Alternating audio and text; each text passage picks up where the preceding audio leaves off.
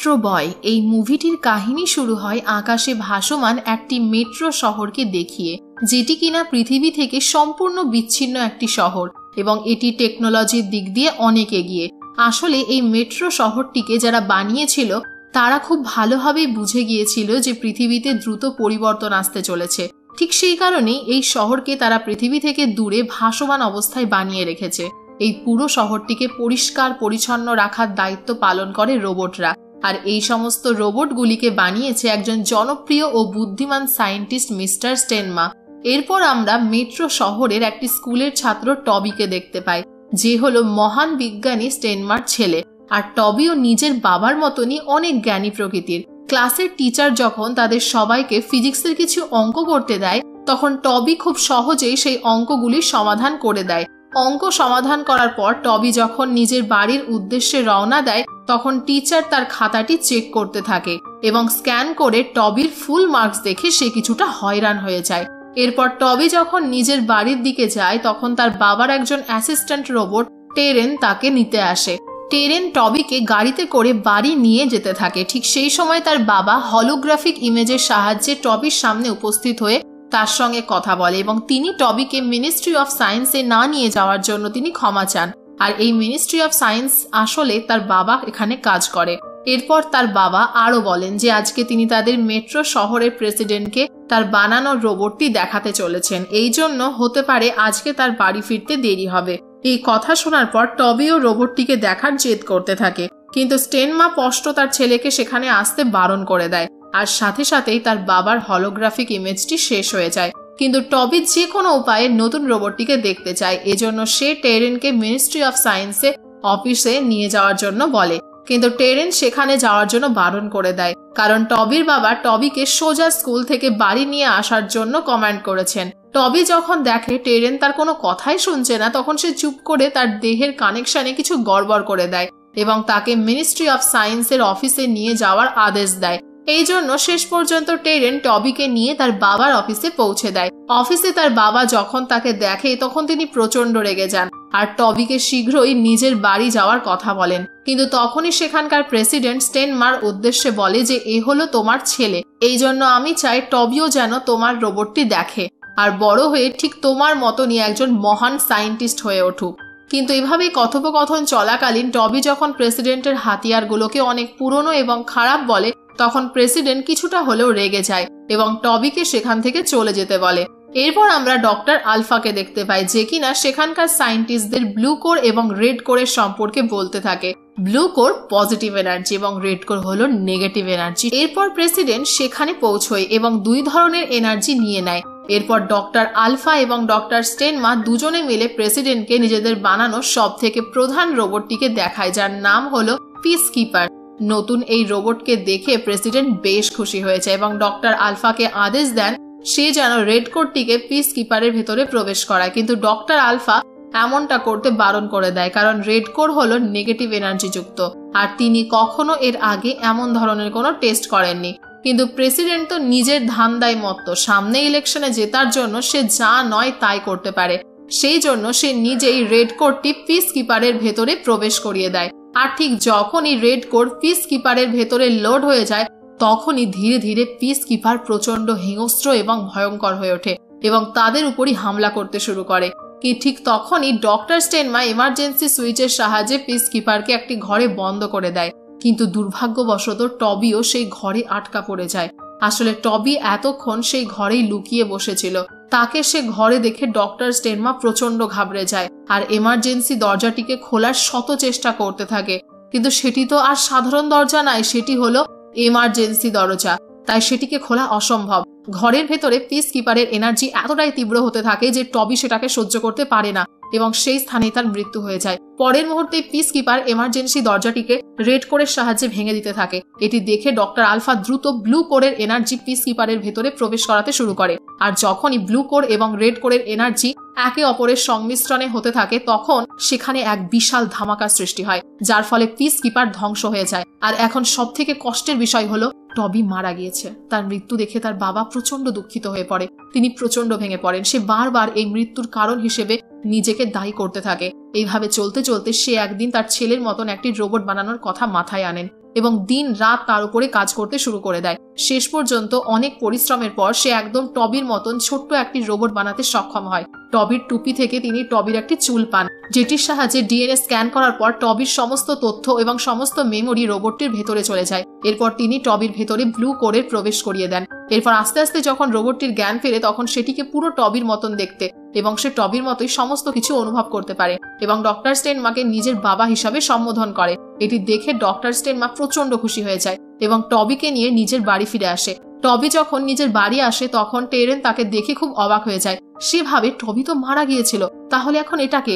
তার জন্য সে টবিকে পুরোটা স্ক্যান করে আর জানতে পেরে যায় যে এটা টবি নয়, বরং তার মতনই দেখতে একটি ছোট্ট রোবট। তখনই পেছন থেকে ডক্টর স্টেনমা চলে আসে এবং ইশারার মাধ্যমে টেরেনকে বোঝায় যে সে যেন কখনোই টবিকে তার সত্যতার ব্যাপারে না জানায়। এরপর ডক্টর স্টেনমা টবির একটি ছোট্ট টুপির রোবট টবিকে পরতে দেয়, কিন্তু সে এটিকে পরতে অস্বীকার করে। এতে ডক্টর কিছুটা দুঃখ পায় এবং খুব ভালোভাবে বুঝতে পারে যে এই রোবটটি কখনোই তার নিজের ছেলের জায়গা নিতে পারবে না। এরপর সে টবিকে ধমক দিয়ে নিজের রুমে পাঠিয়ে দেয়। টবি যখন নিজের ঘরে বসে থাকে তখন সে তার কাছে দুটো রোবটকে একে অপরের সঙ্গে কথা বলতে শুনতে পায়, যারা কিনা টবির চুলগুলোকে শিং শিং বলতে থাকে। এটি শুনে টবি তাদেরকে বলে যে এটি তার শিং নয়, বরং তার নিজের চুল। এতে রোবট দুটি খুব অবাক হয়ে ভাবতে থাকে যে একজন মানুষ কিভাবে দুজন রোবটের কথা শুনতে এবং বুঝতে পারছে। আর রোবটদের নিজেদের মধ্যে কথোপকথন শুনতে পেয়ে টবি নিজেও প্রচন্ড অবাক হয়ে যায়। আর সে যখন রোবটদের সঙ্গে আরো কথা বলার জন্য আসে তখন হঠাৎ করে সে বিল্ডিং থেকে নিচের দিকে পড়ে যায়, কিন্তু সৌভাগ্যবশত মাটি অব্দি পৌঁছানোর আগেই তার পা দুটি রকেটে পরিণত হয় আর সাথে সাথেই সে হাওয়াতে উঠতে শুরু করে। একের পর এক এরকম অদ্ভুত ঘটনা ঘটতে দেখে সে প্রচন্ড অবাক হয়ে যায় এবং মনে মনে ভাবতে থাকে যে হয়তো সে এক অপ্রাকৃতিক শক্তির মালিক হয়ে গিয়েছে। এটি ভেবে সে নিজের মনকে সান্ত্বনা দেয় এবং প্রচন্ড খুশি খুশি হয়ে পুরো শহরে উড়ে বেড়াতে শুরু করে এবং পুরো শহরকে উড়ে উড়ে ঘুরে দেখে। পুরো শহর ঘোরার পর সে যখন নিজের বাড়ি ফিরে তখন সে তার বাবাকে ডক্টর আলফার সঙ্গে কথা বলতে শোনে। তার বাবা ডক্টর আলফাকে বলে যে এই রোবটটি কখনো তার নিজের ছেলের জায়গা নিতে পারবে না। টবি এইটুকু খুব ভালোভাবে বুঝে যায় যে তাকে নিয়েই কথা হচ্ছে। এই জন্য সে ঘরের ভেতরে প্রবেশ করে নিজের বাবাকে জিজ্ঞাসা করে যে এইসব তুমি কি বলে যাচ্ছ। কিন্তু এবার ডক্টর স্টেনমা তাকে সমস্ত সত্যি কথা বলে দেয়। তিনি বলেন, তুমি শুধুমাত্র আমার তৈরি একটি রোবট, তোমাকে আমি বানিয়েছি শুধুমাত্র আমার ছেলের অনুপস্থিতিকে কাটানোর জন্য, কিন্তু তুমি কখনোই আমার ছেলের জায়গা নিতে পারবে না। আর এই সমস্ত কথা বলার পর সে টবিকে সেখান থেকে চলে যাওয়ার কথা বলে। এই সমস্ত কথা শুনে টবি অবাক হয়ে যায় এবং প্রচন্ড দুঃখ পেয়ে সেখান থেকে চলে যায়। ওইদিকে হঠাৎ করে প্রেসিডেন্ট নিজের শিপে ব্লু এনার্জির সিগন্যাল পায়, যেটা কিনা টবির থেকে আসে। আর এটি দেখা মাত্রই সে নিজের কিছু রোবটকে টবিকে ধরে আনার জন্য পাঠিয়ে দেয়। তার পাঠানো রোবটগুলি এদিকে এসে টবির ওপর হামলা করে দেয়, কিন্তু টবির ভেতরে থাকা ব্লু কোডের এনার্জি এতটাই শক্তিশালী যে সে অর্থাৎ টবি রোবটগুলিকে ধ্বংস করে দেয়। এই সমস্ত কিছু দেখে প্রেসিডেন্ট নিজে মিসাইলের মাধ্যমে টবির ওপর হামলা করে দেয়, যার ফলে টবি বেশ আহত হয়ে পড়ে আর সোজা মেট্রো শহর থেকে নিজে পৃথিবী বরাবর এসে মাটির উপরে আছড়ে পড়ে। এরপর টবির যখন জ্ঞান ফেরে সে সেখানে অনেকগুলো ভাঙাচোরা রোবটকে দেখতে পায়। এই রোবটগুলোকে মেট্রো সিটি থেকে এখানে ফেলা হয়েছে। টবির সেখানে একজন ট্র্যাশ ক্যান নামে রোবটের সঙ্গে দেখা হয়। এই রোবটটি টবিকে একটি ফাঁদে ফাঁসিয়ে দেয়। এরপরে সেখানে কিছু বাচ্চারা এসে তাকে উদ্ধার করে আর তারা টবিকে দেখে অবাক হয়ে যায়। আসলে এই বাচ্চাগুলো ভাঙাচোরা রোবটগুলোকে একত্র করে নিজেদের সঙ্গে নিয়ে যায়, কিন্তু যখন তারা টবিকে দেখে তারা মনে করে টবি একজন মানুষ। এই বাচ্চাগুলোর মধ্যে কোরা নামের একটি মেয়ে থাকে। সে টবিকে জিজ্ঞেস করে, তুমি কোথায় থেকে এসেছো এবং তোমার নাম কি? টবি তাকে উত্তরে জানায় যে সে মেট্রো সিটি থেকে এসেছে, কিন্তু টবি তাদেরকে নাম বলে যে তার নাম অ্যাস্ট্রো। আর তারা যখন শোনে এই বাচ্চাটি মেট্রো শহর থেকে এসেছে তারা খুব খুশি হয়, কারণ তাদেরও স্বপ্ন তারা একদিন মেট্রো সিটিতে যাবে। কোরা যখন তাকে জিজ্ঞেস করে তুমি এখানে কি করে এলে, টবি তাকে জানায় যে সে অনাথ বলে তাকে মেট্রো সিটি থেকে বের করে দেওয়া হয়েছে। তারা সবাই মিলে টবিকে তাদের বাড়িতে নিয়ে আসে। এখানে আরো অনেক বাচ্চারা রয়েছে আর এই সব বাচ্চাগুলো সবাই অনাথ। এখানে আমরা হামিং নামের একজন ব্যক্তির সঙ্গে পরিচিত হই। সে একজন বৈজ্ঞানিক আর এই কারণেই সমস্ত বাচ্চারা মিলে রোবটের ভাঙা পার্টস গুলোকে একত্রিত করে তার কাছে এনে দেয়। আর হামিং ওই পার্টস গুলোর সাহায্য নিয়ে নতুন নতুন রোবটের আবিষ্কার করে, কারণ তার রোবট বানানোর প্রচন্ড শখ। হামিং টবির সাথেও একটি বাচ্চার মতো আচরণ করে আর এটি দেখে টবি অনেক খুশি হয়। পরের দিন টবিও সমস্ত বাচ্চাদের সাথে মিলে রোবটের পার্টস খুঁজতে চায়। রাস্তাতে ট্র্যাশ ক্যান সকলকে সত্যি কথা জানানোর জন্য অনেক চেষ্টা করে, কিন্তু কেউই তার কথা বুঝতে পারে না। সেখানে গিয়ে টবি একটি অনেক বড় রোবট দেখতে পায় আর এই রোবটটি সে কোরাকে হামিং এর কাছে নিয়ে যাওয়ার জন্য বলে, কিন্তু কোরা তাকে বলে এটি 100 বছরের পুরনো এবং অনেক ভারী হওয়ায় আমরা এটিকে নিয়ে যেতে পারি না। এরপর টবি ওই রোবটটির ভেতরে প্রবেশ করে এবং সেখানে গিয়ে স্ক্যান করে জানতে পারে যে রোবটটির কোথায় অসুবিধা রয়েছে। এই বড় রোবটটির নাম হলো জগ। অন্যদিকে হামিং তার রোবটকে লড়াই শেখাতে ব্যস্ত থাকে। সেই মুহূর্তে সকল বাচ্চারা মিলে জগকে তার সামনে নিয়ে আসে আর এত বড় একটি রোবট দেখে সে খুব খুশি হয়ে যায়। সে যখন তার ডিভাইস দিয়ে রোবটটি চেক করে তখন সে জানতে পারে জগের ভেতরে একটি খুব শক্তিশালী এনার্জি রয়েছে। আর এরপরে তার ডিভাইসটি ভুলবশত অ্যাস্ট্রোর কাছে চলে যায়। হামিং জানতে পেরে যায় যে অ্যাস্ট্রো একজন রোবট, কিন্তু এই কথাটি সে সেই মুহূর্তে কাউকে জানায় না। এরপর সকলে মিলে যজ্ঞে খুব ভালোভাবে পরিষ্কার করে এবং তার উপরে নানা রকমের চিত্র অঙ্কন করে। যজ্ঞে তারা পুরোপুরি নতুন বানিয়ে দেয়। পরের দিন হামিং যজ্ঞের রোবট ফাইটিং এর জন্য নিয়ে যায়, যেখানে সব রোবটরা যজ্ঞে দেখে ভয় পেয়ে যায়। সেখানে টবি হামিংকে জিজ্ঞেস করে, তুমি তো রোবটকে ভালোবাসো, তবে তাদেরকে লড়াই করার জন্য কেন নিয়ে যাচ্ছ? তার উত্তরে হামিং তাকে জানায়, রোবট যতই উন্নতির দিকে এগিয়ে যাক এবং আরো সুন্দর হয়ে উঠুক, কিন্তু রোবটকে মানুষের মনোরঞ্জনের জন্যই বানানো হয়েছে। এরপর হামিং টবিকে একটি ডিভাইসের দ্বারা ইলেকট্রিক শক দেয় এবং তাকে অজ্ঞান করে দেয়। এটি দেখে কোরা তাকে জিজ্ঞেস করে যে সে এমনটা কেন করলো। তখনই হামিং তাকে জানায় অ্যাস্ট্রো একজন অ্যাডভান্স টেকনোলজির রোবট, যে পুরোপুরি একটি মানুষের মতো দেখতে। এই কথাটি শুনে সকল বাচ্চারা খুবই অবাক হয়ে যায়।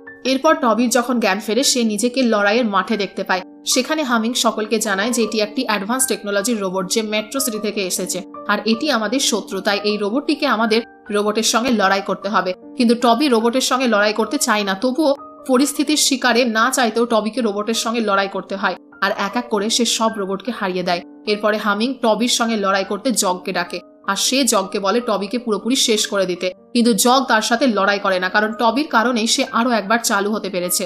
সে টবিকে মারার বদলে উল্টে হামিং এর ওপরে হামলা করে দেয় এবং হামিংকে প্রাণে মারার চেষ্টা করে, কিন্তু টবি এসে তাকে বাঁচিয়ে নেয়। আর এটি দেখে হামিং নিজেই নিজের কাছে লজ্জিত হয়। এরই মধ্যে প্রেসিডেন্ট নিজের সিপে করে সেখানে আসে এবং টবিকে ধরে নিজের সঙ্গে নিয়ে চলে যায়। টবি এখান থেকে চলে যাওয়ার কারণে কোরা এবং অন্যান্য বাচ্চারা খুবই দুঃখ পায়। প্রেসিডেন্ট টবিকে নিয়ে ডক্টর স্টেনমার কাছে যায় এবং প্রেসিডেন্ট ডক্টরকে টবির মধ্যে থেকে ব্লু কোর বের করার জন্য আদেশ দেয়।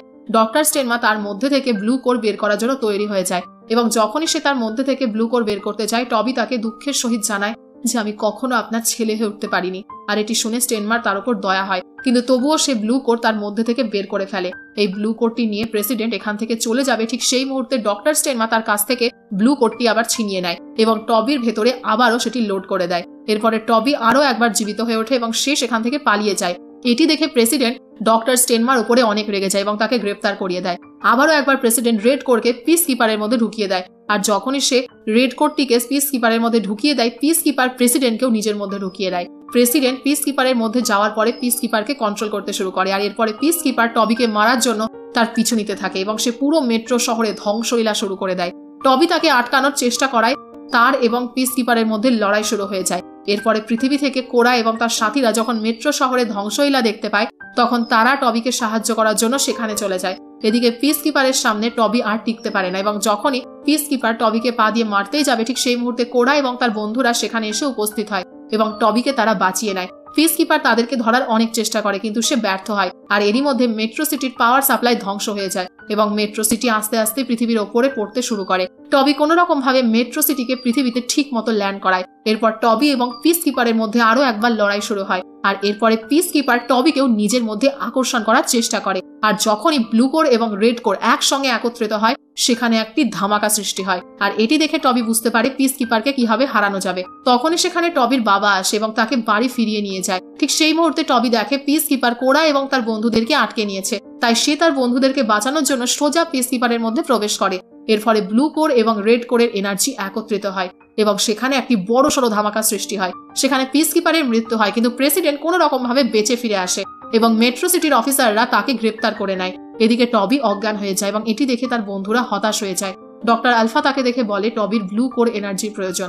এরপর সেখানে জগ আসে এবং নিজের ব্লু কোর এনার্জি টবির সঙ্গে ভাগ করে নেয়, শেয়ার করে নেয় এবং টবি পুরোপুরিভাবে আরো একবার ঠিক হয়ে যায়। এটি দেখে সবাই খুবই খুশি হয়। ডক্টর স্টেনমার টবিকে নিজের ছেলের মতোই ভালোবাসতে শুরু করে এবং সব বাচ্চারাও টবির সাথে দেখা করে খুবই খুশি হয়। আর এভাবেই মুভিটি এখানেই শেষ হয়ে যায়।